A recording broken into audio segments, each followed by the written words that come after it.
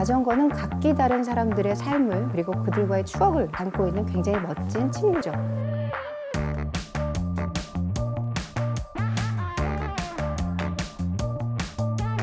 하늘 색깔 미니벨로였었어요. 밤 11시쯤에 그걸 타고 한강 자전거길로 나갔는데 어머나, 대한민국이 너무 건강한 거예요.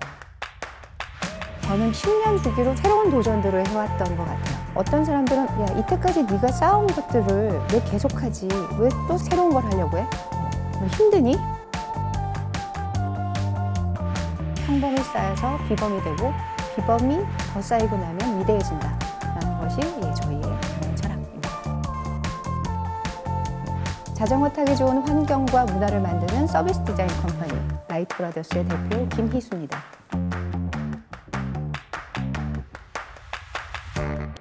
자전거를 좀 더 많은 사람들이 탈 수 있게끔 중고거래 서비스를 제공하면 좋겠다라고 생각을 했습니다. 자전거는 자동차와는 다르게 경고등, 오류코드, 사고 이력, 수리 이력도 나오지 않습니다. 그래서 자전거 중고거래를 할 때는 판매자는 불필요한 의심을 받아야 되고 구매자는 어쩔 수 없이 의심을 해야 될 수밖에 없는 그런 상황이죠. 보통의 커뮤니티에서는 좀 더 주관적이고 정성적으로 가격이 책정되어 있다면 저희는 전문가가 인증해서 성능평가에 기반한 적정 가격을 산정하죠. 저희가 가져온 이후에 적정 가격으로 해서 계약이 되고 나면 첫 번째 과정으로는 저희가 간단한 세차를 하고요. 그리고 비파이 검사를 통해서 자전거의 주요 부위 중에 혹시 크랙이 있는 건 아닌지 혹은 사고로 인해서 수리 이력이 있는 건 아닌지 그런 것들을 체크합니다. 수리한 경우에는 고지하고 가격을 감가해서 팔 수 있도록 제한을 하고 있습니다. 평균적으로 약 350에서 400만 원 정도의 자전거가 가장 많이 거래된 경우고요. 지금은 저희가 한 50만 원대에 좀 더 가격이 낮고 입문급이 탈 수 있는 것까지 저희가 인증의 범위를 확장했습니다. 라이트 브라더스가 생각하는 중고 자전거는 중고 거래를 바라보는 프레임의 차이인 것 같습니다. 이제는 새 것이 아니어도 된다 혹은 새 것이 아니어야 한다라는 것으로 소비에 대한 프레임 자체가 바뀌어 가고 있습니다. 지속 가능성에 대한 생각이죠. 중고 자전거는 누군가가 타다가 더 이상은 필요 없어진, 그래서 누군가에게는 가성비가 좋은 그런 자전거라고 생각하지 않습니다. 자전거는 각기 다른 사람들의 삶을 그리고 그들과의 추억을 담고 있는 굉장히 멋진 친구죠. 자전거는 인류가 만들어낸 탈 것들 중에서 가장 탄소 배출이 적은 그런 이동수단입니다. 그래서 저희는 중고거래에 대해서 좀 더 나쁜 부분, 불편한 부분 이런 것들을 없애주면서 중고 자전거들을 좀 더 많은 사람들이 탈 수 있다면 훨씬 더 지구를 위하는 길이다 라고 생각을 합니다. 저희 팀 이름을 라벤저스, 라이트 브라더스, 어벤져스 합해서 라벤저스라고 부릅니다. 라이트 브라더스는 팀 모두가 자전거를 좋아하는 사람들로 이루어져 있고요. 그리고 함께 같은 취미를 가지고 있는 사람들이 모여서 같은 취미를 전파하고자 하는 사람들이 모였기 때문에 저희 팀들은 서로 버디라고 부릅니다. 제가 50을 앞두고 이 라이트 브라더스를 준비를 시작을 했거든요. 라이트 브라더스를 준비하면서 가장 어려웠던 것들은 야, 이때까지 네가 쌓아온 것들을 왜 계속하지? 왜 또 새로운 걸 하려고 해? 야, 이 나이에 너 왜 스타트업신이야? 너 힘드니? 이런 시선? 이런 것들이 좀 불편했던 것 같아요. 어찌 보면 그냥 제 스스로가 생각했던 불편함이었었던 것 같아요. 막 꿈이 많은 사람은 아니었던 것 같은데 호기심은 계속 있었던 것 같아요. 제 성격이 아마도 저를 지금의 저로 이끌어오지 않았나라고 생각합니다.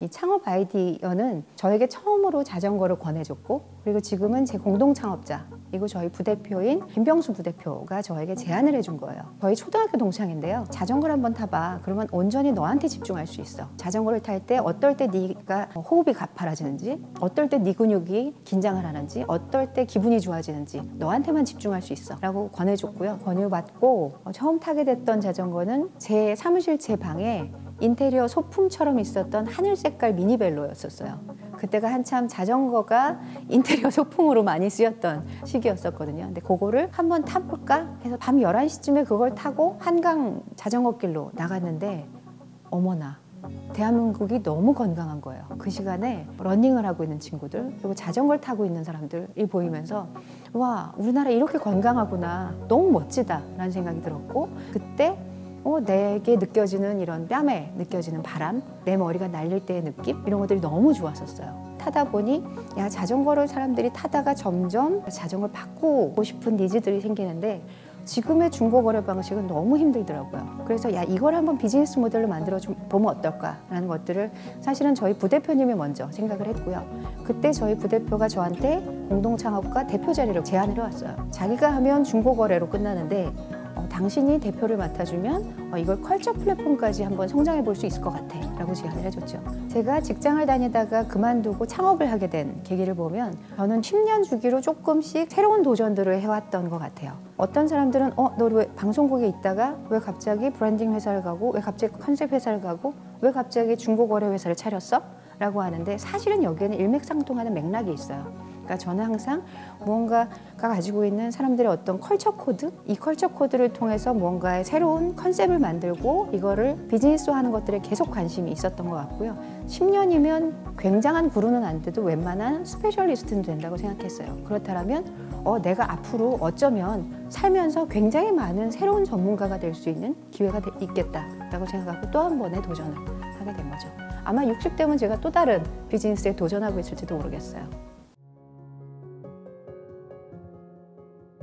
한국청년기업가정신재단과 저의 인연은 KICT 창업 멘토링 프로그램을 제가 받으면서 굉장히 좋은 멘토분을 만나서 많은 프로그램으로 교육을 받으면서 사업가라는 것이 무엇인지 멘토링을 받으면서 사업에 필요한 여러 가지 생각해야 되는 포인트들 이런 것들에 대해서 많이 좀 배우게 됐던 것 같고요. 또 하나는 재창업자를 위한 프로그램이 있어요. 그걸 통해서 재창업자들을 위한 IR 대회 이런 것들을 나가서 제가 창업진흥원장상을 수상하기도 했습니다. 이런 것들을 증명해 주는 데 있어서 기회를 제공해 주신 프로그램입니다.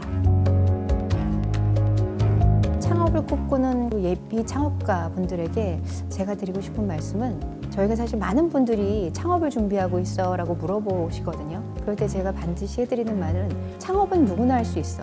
근데 사업하는 건 좀 틀려 라고 얘기를 해요. 사업을 하다 보면 세상에 내 비즈니스 아이템을 소개하고 설득시키는 과정도 필요하고 가장 가깝게 있는 엔드 유저에게 이런 것들을 계속 얘기하면서 상처도 받고 이런 것들을 해야 되고요. 그것보다 더 중요한 거는 나를 믿고 이 비즈니스를 함께 하고 있는 팀들을 끌어주는 리더 역할을 해야 되거든요. 그래서 굉장히 어깨가 무거워요. 그래서 이 어깨의 짐을 짊어지고 견뎌나갈 수 있는 뭔가의 마음의 근육을 키워놓는 것, 그걸 위해서 좀 차근차근 준비해놓는 것, 이런 것들을 좀 부탁하고 싶습니다.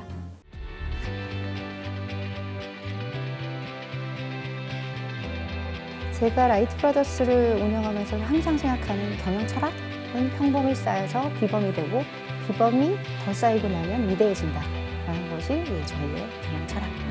저희 회사 이름이 라이트 브라더스라는 이름을 갖고 있는데요. 라이트 형제가 굉장히 자전거에 열광하던 사람들이었어요. 자전거에 열광하던 라이트 형제가 자전거를 균형을 잡으면서 앞으로 나아가는 운행의 원리에서 영감을 받았어요.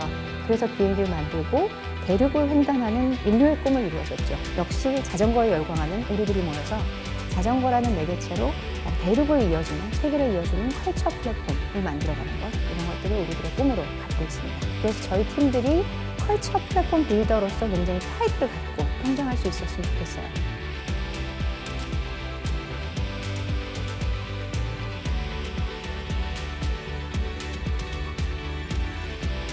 나는 오늘보다 내일이 나은 리더이고 싶다.